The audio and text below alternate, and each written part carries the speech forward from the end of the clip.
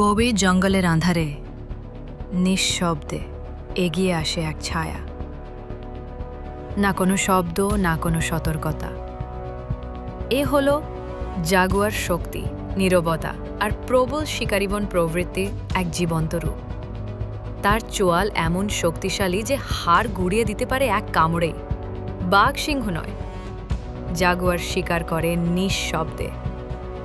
সে অপেক্ষা করে, পর্যবেক্ষণ করে, আর যখন সময় আসে ঝাঁপিয়ে পড়ে নিখুঁত আঘাতে। মাথায় সরাসরি কামড়, একেবারে মারাত্মক। কোনো দয়া নেই, কোনো ভুল নেই।